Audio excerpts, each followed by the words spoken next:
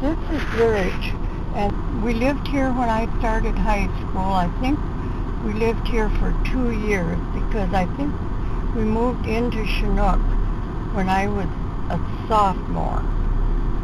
Possibly beginning of my junior year.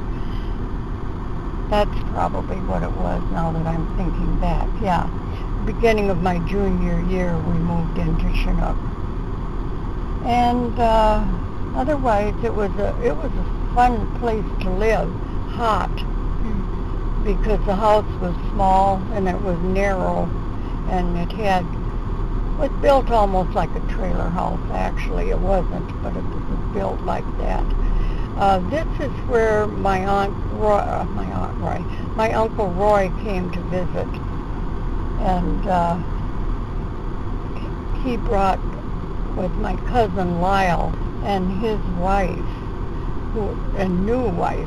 I mean, it was kind of their honeymoon trip, I guess. But anyhow, they were kind of fun to be around. Went to the movies with them and went fishing with them and stuff. Okay, the place that we lived is right over here about where that tan building is. There was nothing like these other deals here. John and I used to go sliding down well, are we going to get the gully? We'll get it. Okay. We used to go sliding down the gully on our sleds. That's where each one of us had a sled. And woe betide if he tried to take mine.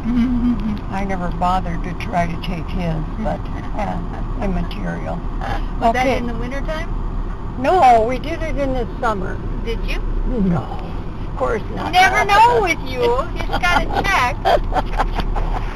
No, that was definitely in the wintertime, because we were sliding on snow. Okay, right back here, we used to have a garden. It's the only garden I ever remember where we had irrigation. Oh. And my dad took 2 boards and nailed them to form a V, and then hooked that to the pump handle, or to the spout, and then we had to stand there and pump and pump and pump and pump and pump. But we were darn lucky to even have the opportunity to irrigate, because that's the only place I remember being able to irrigate. Out in back where there are buildings now, there was a row of houses. People, I think there were like 5 different houses back there.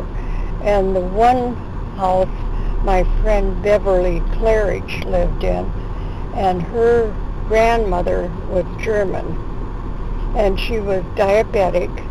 And one afternoon I went over, I was going to visit with Beverly, but she was gone. So Grandma proceeded to offer me iced tea.